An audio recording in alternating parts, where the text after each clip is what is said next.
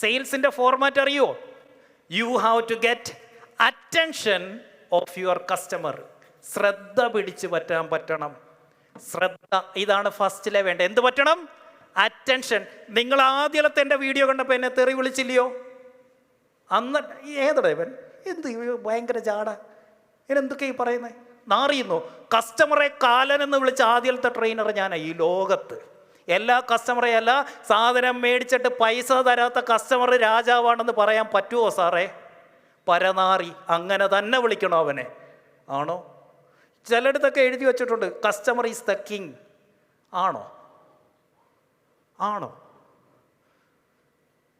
പൂട്ടിപ്പോയിട്ടുള്ള business ഉള്ളവരോട് ചോദിച്ചാൽ മതി, അപ്പോൾ അറിയാം കസ്റ്റമർ കിങ് ആണോ കാലനാണോ. പറ. ഇവിടെ കാശ് തരുന്ന കസ്റ്റമർ അവൻ രാജാവ്, കാശ് തരാത്തവൻ പരനാറി. അങ്ങനെ തന്നെ വിളിക്കണം, എഴുതി വെക്കണം. കാശ് തന്നില്ലെങ്കിൽ നീ വെറും നാറി. കൗണ്ടറിൻ്റെ അവിടെ എഴുതി വെക്കണം. അല്ലാതെ ദൈവമാണെന്നും പറഞ്ഞ ദൈവത്തെ പൂജിച്ചിട്ട് എന്തോ കിട്ടി? എന്ത് കിട്ടി?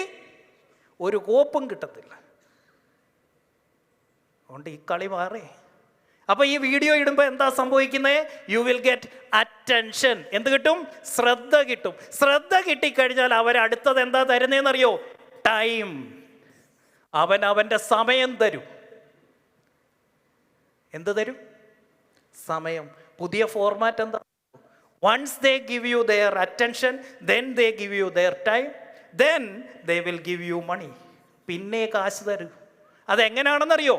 1 hour വീഡിയോ അല്ലെങ്കിൽ ടൈം ഈക്വൽസ് $1000 അല്ലെങ്കിൽ 1,00,000 രൂപ.